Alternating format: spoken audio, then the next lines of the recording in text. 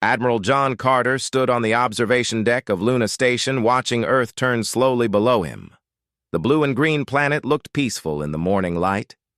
He had been watching the solar system for 20 years, and nothing had ever broken the quiet of space. His coffee was still hot when the alarm started screaming. "Admiral, we have multiple contacts appearing near Earth," Lieutenant Sam Davis called from the communication station. His voice was tight with worry. "They just appeared out of nowhere, sir." John rushed to the main screen. Massive dark ships hung in space above Earth's major cities. Each ship was 5 times larger than anything humans had ever built. They moved with smooth precision that made his stomach turn cold. More ships kept appearing as if they were stepping out of empty space itself. "Get me President Lisa Morgan on the emergency channel," John ordered. The screen flickered and showed the president in her office in Washington. Her face was pale as she looked at reports coming in from around the world. "Admiral Carter, what are we looking at?" she asked.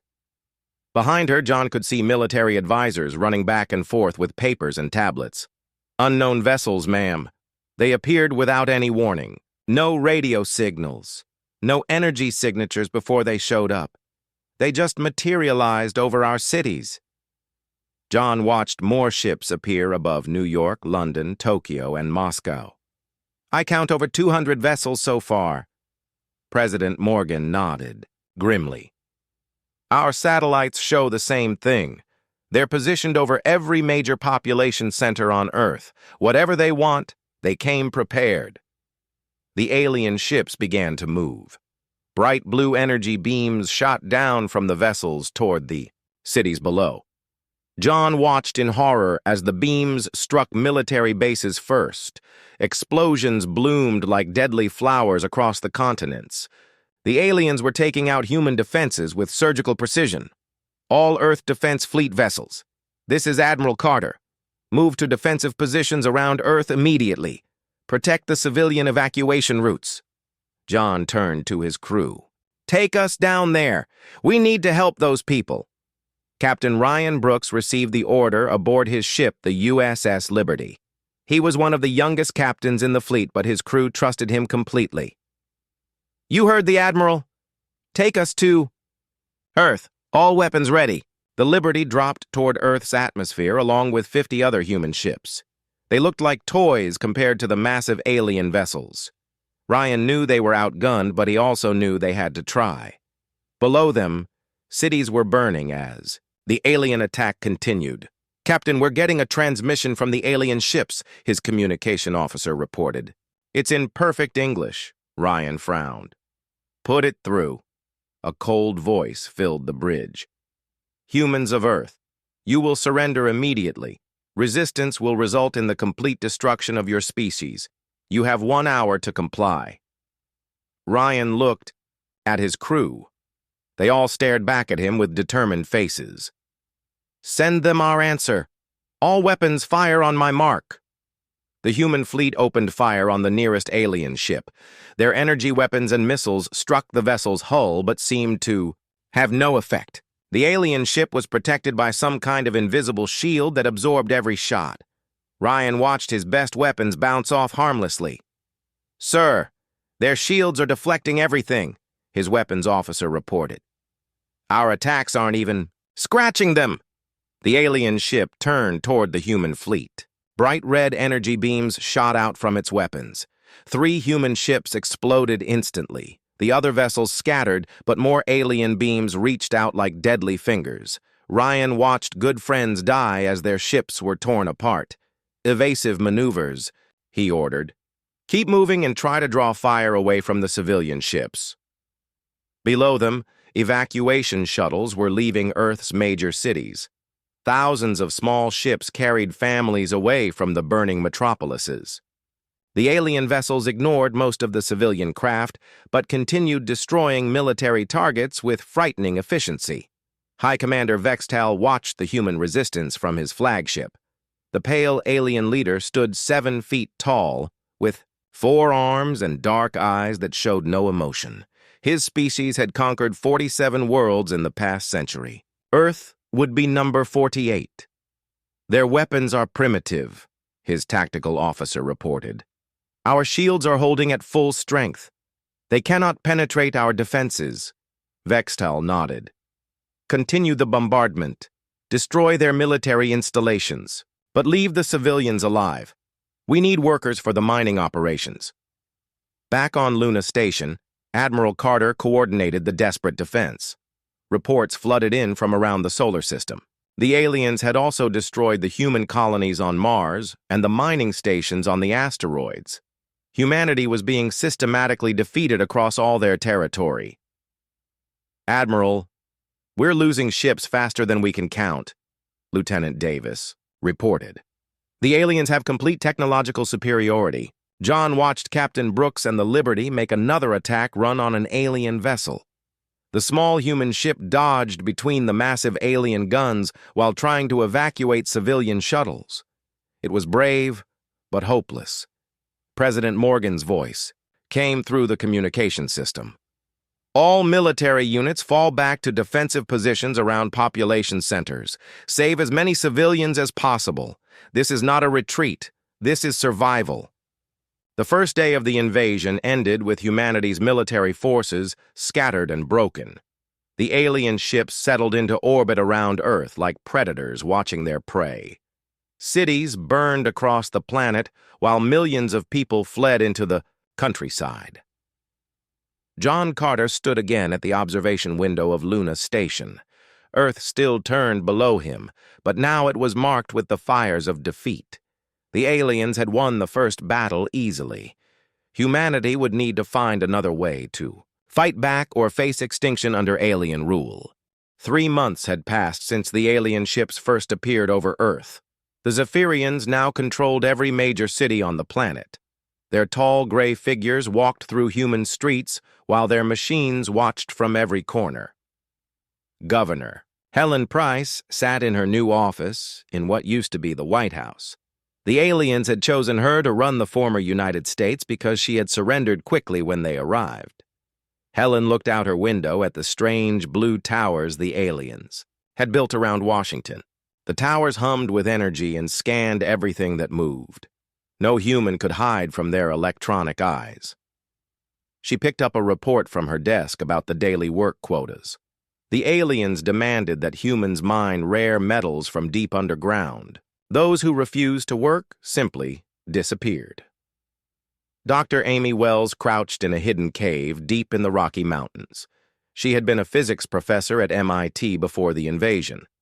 Now she spent her days studying pieces of alien technology that resistance fighters brought to her. The cave was cold and dark, but it was safe from the scanning towers. "Look at this power cell," she whispered to her assistant, Jake Miller. "The energy output is incredible, but I can't figure out how it works. The aliens use some kind of quantum field manipulation that's completely beyond our current science." Jake nodded as he examined the device with a simple microscope. "Maybe we're looking at this wrong. What if we don't try to copy their technology but find a way to disrupt it instead?" Amy smiled. It was the first time she had felt hopeful in months. "That's brilliant, Jake. We don't need to build better weapons. We need to find their weakness." In the ruins of Chicago, Sergeant Danny Foster led a small group of fighters through the rubble of what used to be downtown. The aliens had demolished most of the tall buildings to make room for their mining equipment. Giant machines dug into the earth day and night, pulling out metals that would be shipped to other worlds.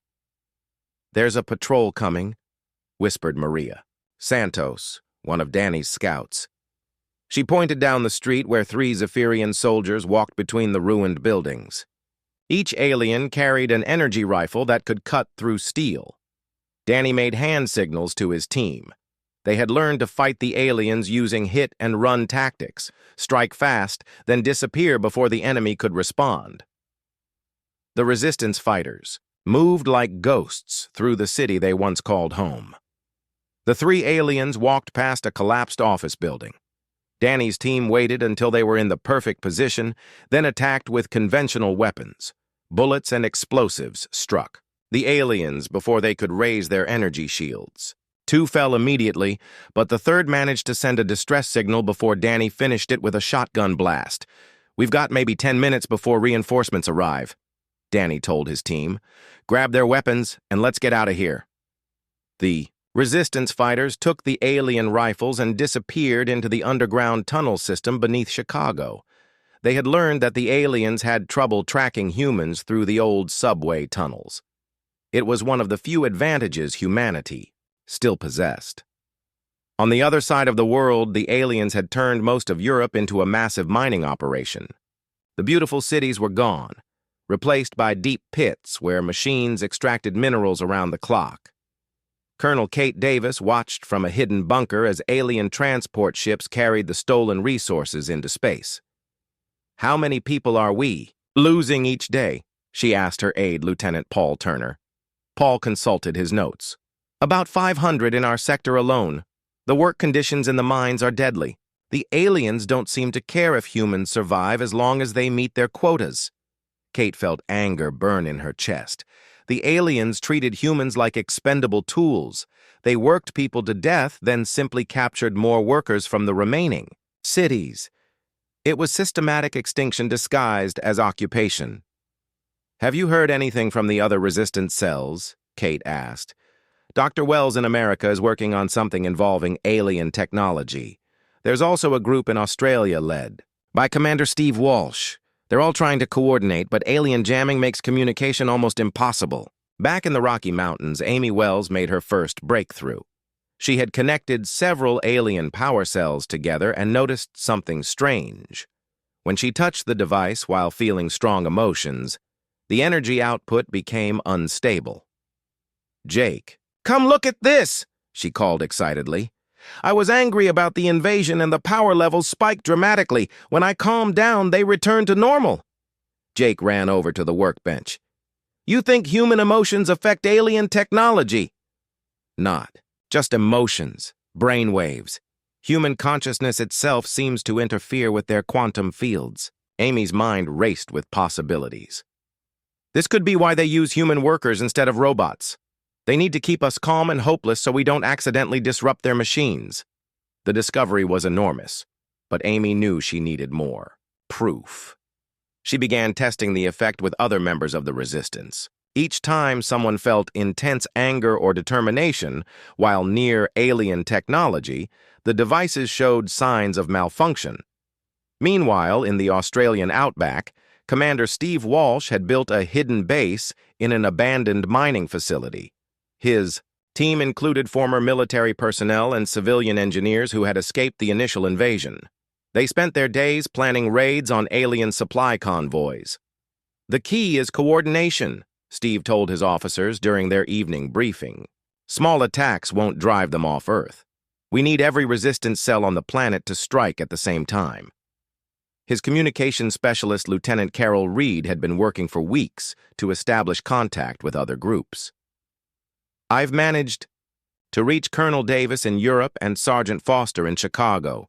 They're all ready to fight, but we need better weapons." Steve nodded. "What about Dr. Wells and her research team?" "She's discovered something about human brainwaves affecting alien technology.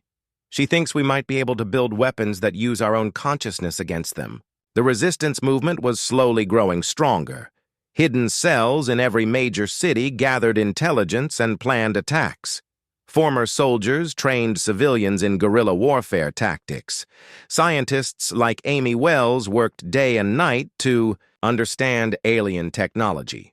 But the cost was terrible. Every day brought new reports of humans killed in the mines or executed for resisting alien rule. Governor Price and other collaborators helped the aliens maintain control by identifying resistance members. The planet that had once been home to billions of free people was becoming a prison camp.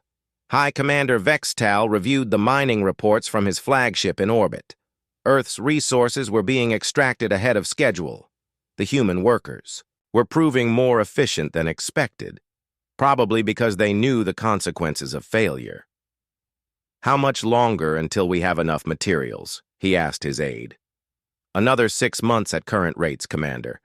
Then we can sterilize the planet and move on to the next target." Vextal was pleased. Earth would provide the resources needed for 3 more conquests. After that, this primitive species would be nothing more than a memory in the galactic database of extinct civilizations. He did not know that in caves and bunkers around the world, humans were preparing to prove him wrong. The resistance was learning to fight back using the one advantage they had never realized they possessed. Their own minds might be the key to defeating an enemy that seemed invincible. Dr. Amy Wells stared at the broken alien scout ship that resistance fighters had dragged into their mountain hideout. The small vessel had crashed during a storm when lightning struck its hull.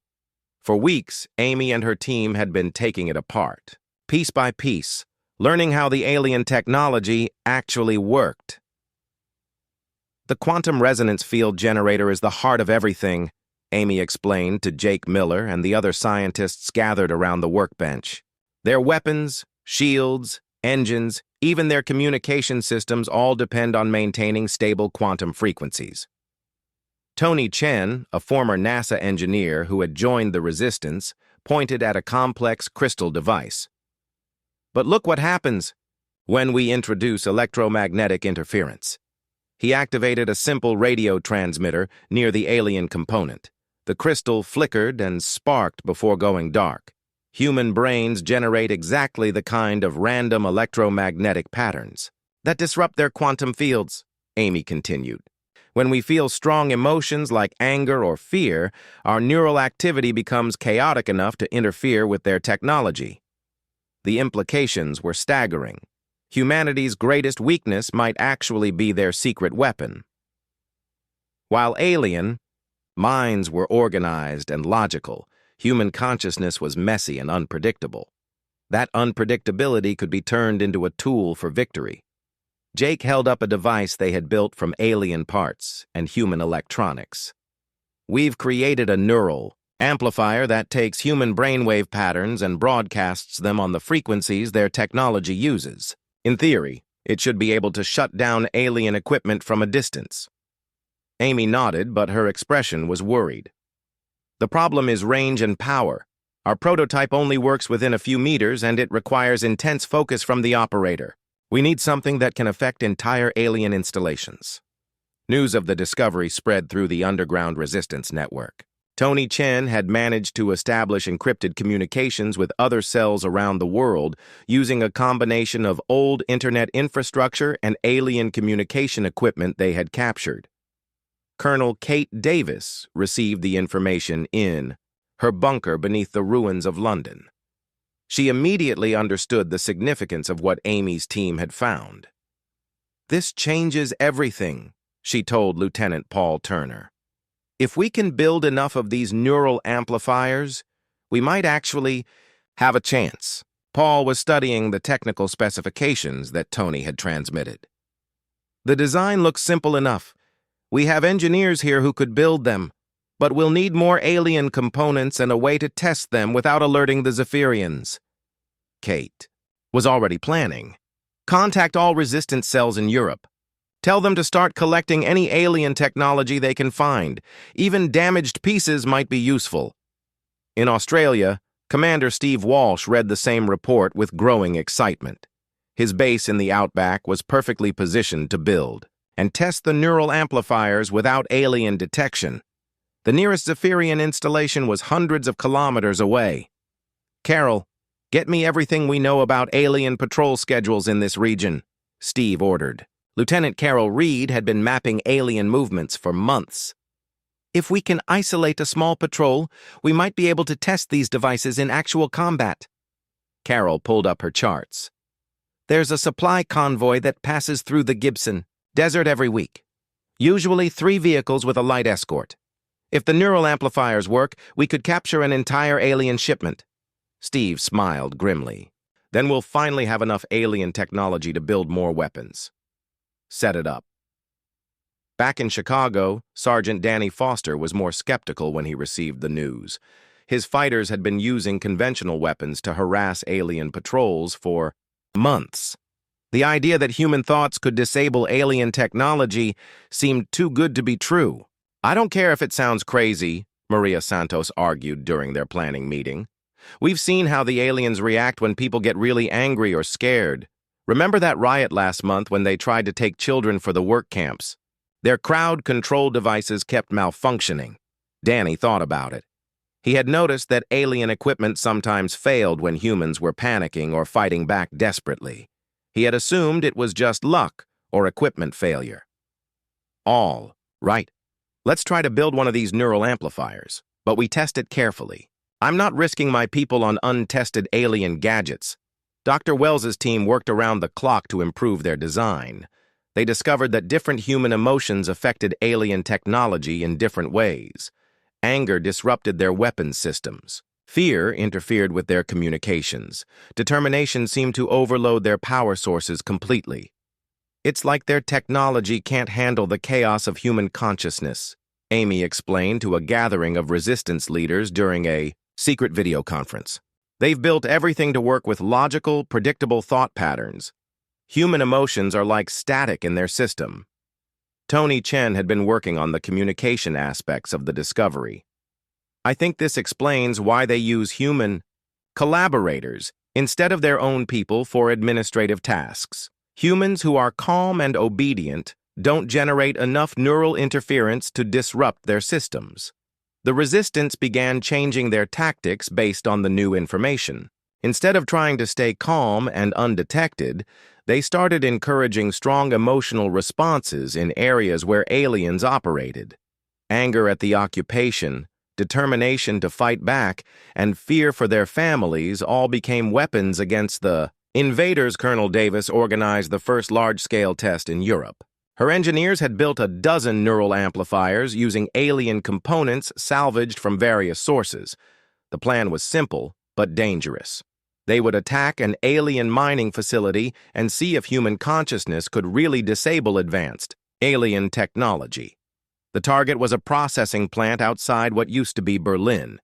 50 Zephyrian technicians operated massive machines that refined the stolen metals before shipping them off-world. The facility was lightly guarded because the aliens believed humans were too primitive to threaten their operations. Kate led the assault personally. Her fighters approached the facility at dawn, each carrying one of the experimental neural amplifiers.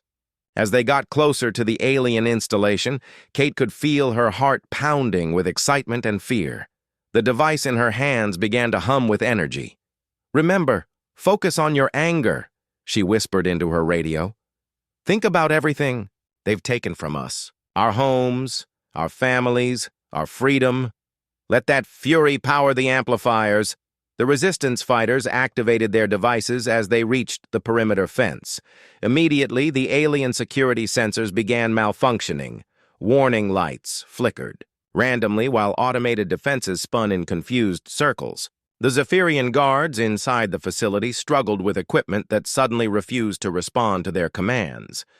Kate's team moved through the facility like an unstoppable force. Every alien device they encountered failed when exposed to the amplified human neural patterns.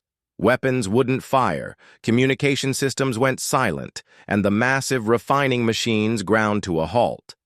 The Zephyrian technicians tried to flee but found their transport vehicles dead. Some attempted to fight with backup weapons, but those also failed when the humans focused their determination on destroying the alien equipment. Within an hour, the entire facility was under human control. Kate stood in the main control room looking at dozens of disabled alien machines. The neural amplifiers had worked better than anyone had dared hope. "Tony, are you getting this?" she said into her communicator. "Loud and clear, Colonel. The whole resistance network is watching. We just proved that human consciousness can defeat alien technology." The victory sent shockwaves through the global resistance movement. For the first time since the invasion began, humans had scored a decisive victory against their alien oppressors. More importantly, they now knew how to fight back effectively. But the success also attracted unwanted attention. High Commander Vextal received reports of the facility's capture with confusion and anger. No human force should have been able to penetrate Zephyrian defenses so easily. "Investigate this immediately," he ordered his intelligence officers. Find out how primitive humans defeated our security systems. This cannot be allowed to happen again. The Resistance had gained a powerful weapon, but they had also revealed their hand to the enemy. The real war was about to begin. High Commander Vex Tall stood before a massive display screen showing Earth from orbit. Red markers indicated locations where human resistance activities had increased dramatically. The capture of the Berlin processing facility had been followed by similar attacks across the planet. Something had changed in the human population, and the Zephyrian leader did not like it. Execute 100 humans in each major city, he ordered his communications officer. Broadcast the executions globally. These primitives need to understand the consequences of defying the Zephyrian Empire. On Earth, the executions began at dawn. Governor Helen Price watched from her office as alien soldiers lined up civilians in the streets of Washington. The people chosen seemed random, just ordinary citizens who had done nothing except exist under alien rule. The energy weapons fired in perfect synchronization, leaving nothing but ash where human beings had stood moments before. Similar scenes played out in New York, London, Tokyo, and dozens of other cities. The aliens wanted to send a clear message that resistance would be met with overwhelming retaliation against innocent people. Television broadcasts forced every human to watch their neighbors die for crimes they had not committed. Dr. Amy Wells saw the executions on a stolen television in her mountain hideout. Tears ran down her face as she watched children lose their parents and families torn apart by alien violence. But instead of feeling despair, she felt a burning anger that made her neural amplifier devices glow brighter than ever before. "They're making a mistake," she told Jake Miller and Tony Chen. "Every human who sees this will be furious. That fury is exactly what powers our weapons against them." Jake nodded grimly. "We need to accelerate our plans. How many resistance cells do we have contact with now?" Tony checked his communication equipment. "Colonel Davis has united most of Europe. Commander Walsh controls resistance operations across the entire Pacific region. Sergeant Foster has organized cells in over 20 American cities. Captain Brooks is leading a space-based resistance using captured alien ships." Amy looked at the map displaying resistance positions around the world. "We need to coordinate a simultaneous global attack. If we strike everywhere at once, the aliens won't be able to respond effectively to any single target." The plan was ambitious and dangerous. Every resistance cell would need neural amplifiers, detailed knowledge of alien weak points, and perfect timing to pull off the largest military operation in human history. They would have one chance to drive the aliens from Earth or face complete extermination as a species. Colonel Kate Davis received her orders through encrypted channels while hiding in the London Underground. The old subway tunnels had become headquarters for European resistance operations. Her engineers were working around the clock to build neural amplifiers using alien components captured from successful raids. "How many devices can we produce by the target date?" she asked her chief engineer, Lieutenant Paul Turner. Paul consulted his production charts. "We'll have approximately 500 neural amplifiers ready for distribution across Europe. Each device should be able to disable alien equipment within a 50-meter radius when operated by someone feeling intense emotions." Kate studied maps of alien installations across the continent. "That's enough to hit every major facility simultaneously. But we'll need perfect coordination with resistance cells in other regions." In Australia, Commander Steve Walsh was facing similar challenges. His hidden base in the outback had become a major production center for neural amplifiers, but transporting the devices to resistance cells across the Pacific without detection was proving difficult. The aliens have increased their surveillance. "Flights," Lieutenant Carol Reed reported. "They're scanning for unusual electromagnetic signatures. Our devices generate detectable energy patterns when they're active." Steve frowned. "Then we'll have to transport them inactive and assemble them at the target locations. It's riskier, but it's the only way to avoid detection." Meanwhile, Dr. Wells was working on the most dangerous mission of all. Intelligence reports indicated that the main Zephyrian command center was located in a heavily fortified complex beneath what used to be Washington, D.C. The facility controlled all alien operations on Earth and housed the communication equipment that linked the occupation force with their home planet.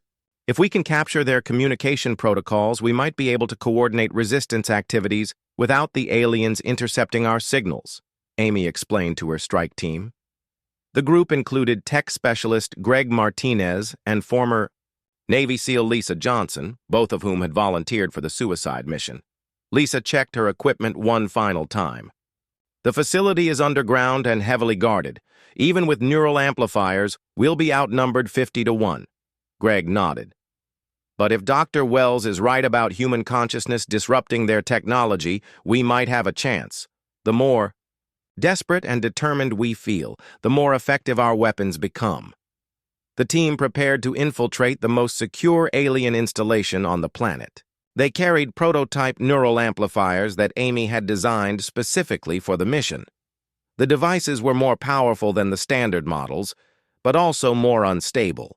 Using them would require intense focus and emotional control. Captain Ryan Brooks was preparing for perhaps the most crucial part of the operation. His small fleet of captured alien vessels hid behind Earth's moon, waiting for the signal to attack the main Zephyrian fleet in orbit. The space battle would determine whether humanity could prevent alien reinforcements from reaching Earth during the global uprising. Our ships are badly outnumbered, his tactical officer reported. But the neural amplifiers seem to work even better in space. Something about the vacuum environment amplifies the effect on alien quantum systems. Ryan studied the enemy fleet. Positions. We don't need to destroy all their ships. We just need to keep them busy long enough for the ground operations to succeed. Admiral John Carter had been rescued from an alien prison facility by Brooks' forces 2 weeks earlier. The former commander of Earth's defenses was now coordinating the space-based resistance from the captured alien cruiser they had renamed the USS Defiance. The key is timing, Carter explained to the assembled ship captains. We attack exactly when the ground assault begins. The aliens will be dealing with equipment failures across the entire planet. Their response will be confused and uncoordinated. As winter approached, the resistance made final preparations for the liberation of Earth. Hidden factories produced neural amplifiers using alien technology that had been reverse-engineered through months of careful study. Resistance fighters trained with the new weapons while maintaining strict operational security to avoid detection. The emotional intensity required to operate the neural amplifiers meant that every resistance member had to confront their feelings about the occupation. Anger at the aliens, fear for their families, determination to reclaim their world, and hope for the future all became sources of power for the human weapons. Dr. Wells looked at the calendar on her hideout wall. December 7th was marked with a red circle. The date had been chosen deliberately, exactly 90 years after Pearl Harbor reminded America that surprise attacks could awaken sleeping giants. This time, humanity itself would be the giant awakening to defend its home. "Are you ready for this?" Jake asked, as they performed final tests on the neural amplifiers. Amy nodded. "We've discovered something the aliens never expected. Human consciousness isn't just chaotic noise interfering with their technology. It's a weapon they have no defense against." High Commander Vextal remained unaware of the approaching storm. His intelligence reports showed increased resistance activity, but nothing that suggested a coordinated global threat.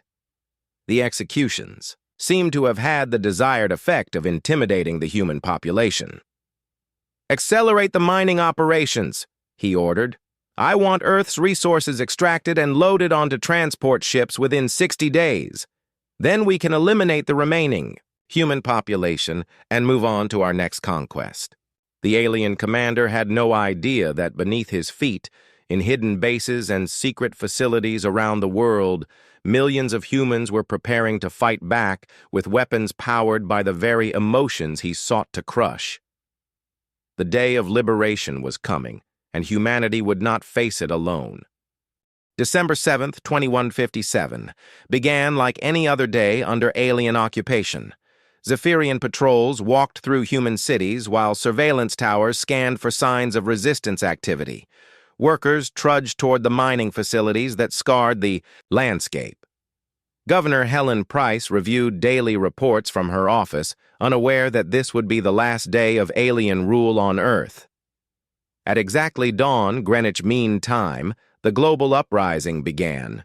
Colonel Kate Davis crouched in the ruins of Westminster Abbey with 500 resistance fighters spread across London.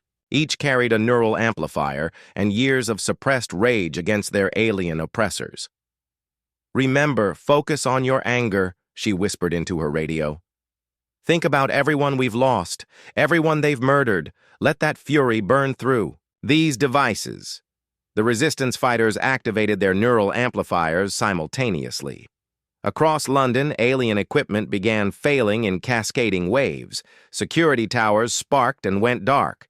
Patrol vehicles ground to a halt as their engines seized. Zephyrian soldiers found their weapons dead in their hands as human consciousness overwhelmed their quantum technology. Kate led the charge toward the main alien command post, in what used to be Parliament. Her neural amplifier glowed with intense energy as her determination to liberate her city powered the device. Alien guards tried to stop her, but their shields flickered and died when exposed to the amplified human neural patterns. Similar scenes erupted across Europe as resistance cells struck every major alien installation simultaneously.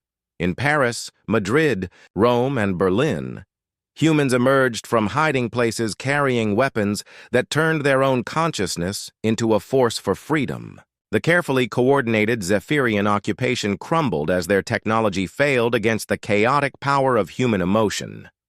Commander Steve Walsh watched from his command center in Australia as reports flooded in from across the Pacific region.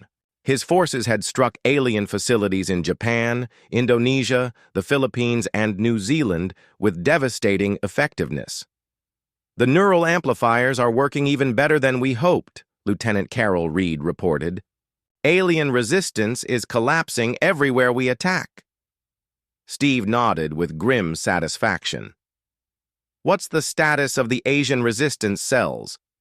Engineer Maya Patel reports that her forces have disabled the main mining complex in China. "Production has stopped completely and the alien supervisors are trapped in their control facilities." In North America, Sergeant Danny Foster led his fighters through the streets of Chicago as alien defenses crumbled around them. The massive mining machines that had torn up the city stood silent and dead, their quantum processors overwhelmed by human neural interference. Zephyrian technicians fled in panic as their transport vehicles refused to start. "Maria, take your team to the communication center," Danny ordered. "If we can capture their transmission equipment, we can coordinate with resistance cells across the continent." Maria Santos nodded and led her squad toward the alien facility. Her neural amplifier pulsed with energy as she focused on the memory of her brother who had died in the mines. The alien guards at the facility tried to stop her, but their weapons discharged harmlessly into the air as the quantum fields destabilized. High above Earth, Captain Ryan Brooks led the space-based resistance in their attack on the main Zephyrian fleet. His captured alien ships moved with deadly precision as their human crews used neural amplifiers to maintain control while disrupting enemy vessels. The alien fleet found themselves fighting opponents who used their own technology against them. "Admiral Carter, we're reading massive system failures across the enemy fleet," Brooks reported to the USS Defiance. "Their ships are losing power as soon as our neural amplifiers get within range." Admiral Carter smiled as he watched Zephyrian vessels drift helplessly through space. "Focus your attacks on their command ships. If we can disable their fleet coordination, they won't be able to respond effectively to the ground assault." The space battle became a rout as human determination overwhelmed alien technology. One by one, the massive Zephyrian warships went dark. As their quantum systems collapsed under neural interference, The few alien vessels that tried to flee found their engines dead when human consciousness touched their control systems. Dr. Amy Wells crept through the underground tunnels beneath Washington, D.C. with her strike team. Their mission was the most dangerous of all, infiltrating the main Zephyrian command center to capture the communication protocols that linked Earth with the alien home world. Greg Martinez and Lisa Johnson moved silently beside her as they approached the heavily fortified facility. "Neural amplifier readings are off the charts down here," Greg whispered. "The alien equipment is so dense that our consciousness is creating massive interference patterns." Amy nodded. "That's good for us. The more their technology malfunctions, the better our chances of success." They reached the main entrance to find alien guards struggling with weapons that refused to fire. The security doors stood open as their electronic locks failed. Lisa led the way into the facility while Amy and Greg followed with their amplifiers glowing like torches in the darkness. Inside the command center, they found chaos. Zephyrian technicians ran between failing computer systems while officers shouted orders that no one could follow. The neural amplifiers had turned the most secure alien facility on Earth into a scene of complete technological breakdown. "There," Amy pointed to a massive communication array in the center of the room. "That's what we need." The three humans fought their way through panicking aliens whose weapons had become useless pieces of metal. Amy reached the communication system and began downloading the protocols while Greg and Lisa held their position.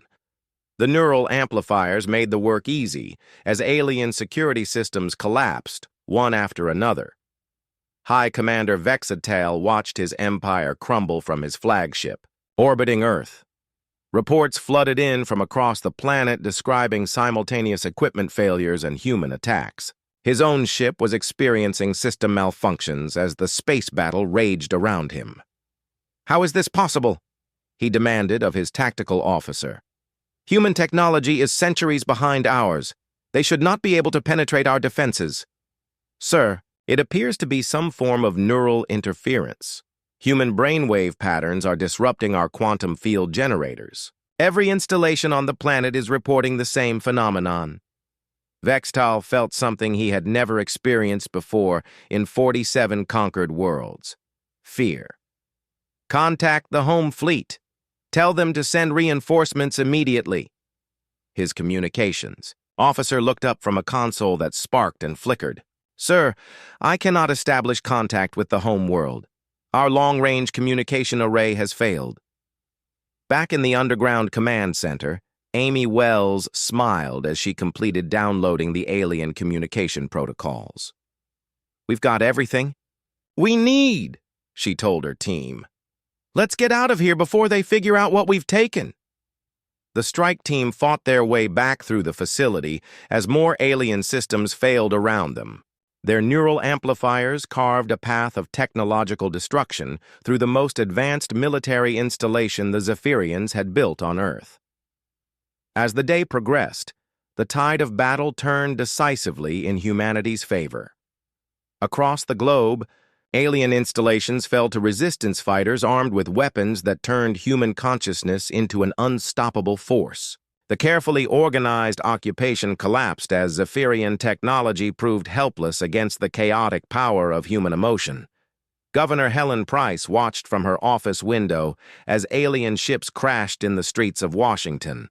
Her collaborationist government was crumbling along with the occupation it had served. Human fighters moved through the city with neural amplifiers that left a trail of disabled alien equipment in their wake. Colonel Davis stood on the steps of the ruined Parliament building as the last alien defenders fled London. Her neural amplifier was silent now, but the power it had unleashed had freed her city from months of oppression. Similar victories were being reported from every corner of the Earth. Commander Walsh coordinated the final phases of the operation from his Australian base. "All resistance cells report successful capture of their primary objectives," Lieutenant Reed announced. "Alien forces are in full retreat across the Pacific region." In space, Admiral Carter watched the remaining Zephyrian ships attempt to flee the solar system. "Let them go," he ordered. They can tell their homeworld that Earth is no longer an easy conquest. The global uprising had succeeded beyond anyone's wildest dreams. In a single day, humanity had thrown off the chains of alien occupation, using weapons powered by the very emotions their oppressors had tried to crush. The day humans fought back had become the day they reclaimed their world. The sun rose on December 8th over a world transformed. Across Earth, the smoking ruins of alien installations marked humanity's victory over their technological superiors. Zephyrian ships lay scattered like broken toys while their surviving crews fled toward the edge of the solar system. The occupation that had seemed so permanent just 24 hours earlier was collapsing with stunning speed. High Commander Vextal stood on the bridge of his flagship as damage reports flooded in from across his fleet. Over 60% of his vessels were either destroyed or disabled. The humans had somehow turned their primitive consciousness into a weapon that rendered Zephyrian technology useless. It was the first major defeat in the Empire's history of galactic conquest. "Sir, the remaining ships are ready to retreat," his tactical officer reported. "Do we have orders from the homeworld?" Vextal looked at the communication console that flickered with unstable energy patterns. "No contact with command. The humans captured our communication protocols and used them to disrupt our long-range transmitters." He paused, considering options that all led to the same conclusion. "Signal the fleet. We're withdrawing from this system immediately." Captain Ryan Brooks watched from the bridge of his captured alien cruiser as the Zephyrian fleet limped away from Earth. Admiral Carter stood beside him, both men hardly believing what they had accomplished. "Should we pursue them, Admiral?" Brooks asked. Carter shook his head. "Let them go. They'll carry word back to their empire that Earth is defended. That message might save other worlds from suffering the same fate we did." The space around Earth was littered with the debris of alien warships. Human crews were already moving to salvage the technology, guided by Dr. Amy Wells's research into neural amplification effects. Every piece of Zephyrian equipment they recovered would help humanity defend itself against future threats. On the surface, President Lisa Morgan emerged from her underground bunker for the first time in months. The White House was damaged, but still standing. Governor Helen Price had fled during the night, leaving behind a government in ruins. Morgan looked out at the crowds of celebrating humans filling the streets of Washington. "My fellow Americans, my fellow humans," she began her address to the world. "Today we have proven that the human spirit cannot be conquered by any force in the universe. We fought back against impossible odds and we won." The speech was broadcast globally using captured alien communication equipment. In London, Colonel Kate Davis listened while supervising the restoration of basic services to her city. The alien surveillance towers had been dismantled and replaced with human technology enhanced by Zephyrian innovations. "Our victory came at a terrible cost," the president continued. "Billions of our people died during the occupation. Our cities lie in ruins. Our planet bears the scars of alien mining operations. But we survived, and we learned something important about ourselves." Dr. Amy Wells stood in her mountain laboratory, now expanded into a major research facility. Jake Miller and Tony Chen worked beside her to understand the full implications of their discovery. Human consciousness could disrupt alien quantum technology, but it could also enhance human devices in ways they were only beginning to explore. "The neural amplification effect works both ways," Amy explained to the team of scientists who had joined her research program. "We can use it to disable alien technology, but we can also use it to improve our own equipment. Human creativity and alien engineering combined might produce things neither species could achieve alone." Commander Steve Walsh coordinated relief efforts across the Pacific region from his base in Australia. The alien mining operations had left vast scars in the landscape, but they had also exposed mineral deposits that could fuel human reconstruction efforts. "We'll rebuild better than before," he told Lieutenant Carol Reed. "The aliens gave us access to resources we never knew existed." In Chicago, Sergeant Danny Foster led cleanup teams through the ruins of his city. The massive alien mining machines stood silent now, but they contained technology that human engineers were eager to study. Maria Santos had established a training program to teach civilians how to operate captured alien equipment safely. "The hard part is just beginning," Danny told his team. Fighting the aliens was simple compared to rebuilding civilization. President Morgan announced the formation of the United Earth Defense Force with Admiral Carter as its first commander. The new organization would combine human military expertise with captured alien technology to protect Earth from future invasions. More importantly, it would prepare humanity for expansion beyond their home solar system. "We cannot remain isolated on one world," Carter explained to the assembled military leaders. "The aliens came here for our resources, but they also proved that we're not alone in the universe. We need to establish contact with other species and take our place among the galactic powers." Dr. Wells was appointed director of the Office of Xenological Research, tasked with studying alien technology and preparing humanity for contact with other extraterrestrial civilizations.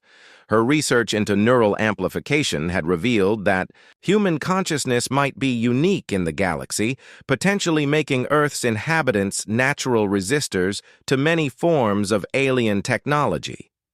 "We've learned that our chaotic, emotional way of thinking is actually a strength," she explained to reporters. "While alien minds are logical and organized, human consciousness is unpredictable and creative.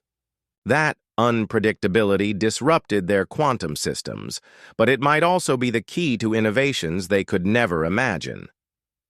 The reconstruction of Earth proceeded rapidly, using a combination of human determination and alien technology.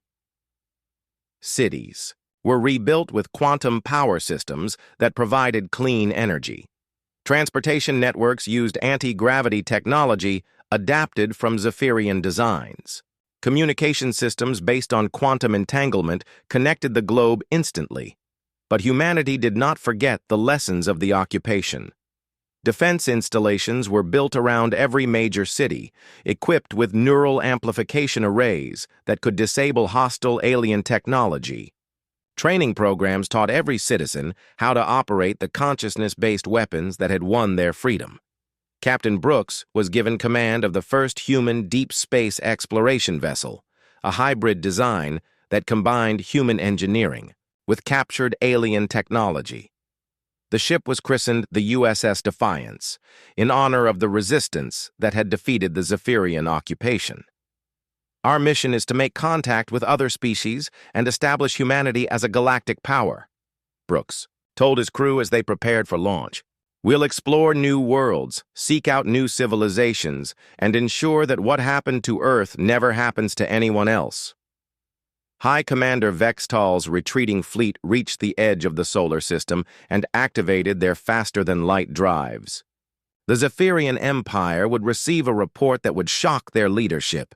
For the first time in their history of conquest, they had been defeated by a primitive species using weapons they could not understand or counter. The report would spread through the galactic community, carrying news of a world where consciousness itself had become a weapon. Some species would see humanity as a threat to be eliminated. Others would view them as potential allies against galactic oppression. Earth would never again be an isolated backwater planet. Dr. Wells stood on the observation deck of the space station that had been built from salvaged alien technology. Earth turned slowly below her, blue and green and beautiful despite the scars left by the occupation. The neural amplifier research had opened doorways to technologies that seemed almost magical in their possibilities. "What are you thinking about?" Jake asked as he joined her at the window. Amy smiled. "I'm thinking about the future. The aliens came here to strip mine our planet and move on to their next conquest. Instead, they gave us the tools to become a spacefaring civilization ourselves. The day humans fought back had become the day they stepped forward to claim their place among the stars." Earth's children would carry their chaotic, creative consciousness to distant worlds, spreading the message that freedom and dignity were worth fighting for, no matter the odds. Humanity had learned that their greatest weakness was actually their greatest strength. The unpredictable, emotional, gloriously chaotic nature of human consciousness had defeated an empire that conquered worlds through technological superiority.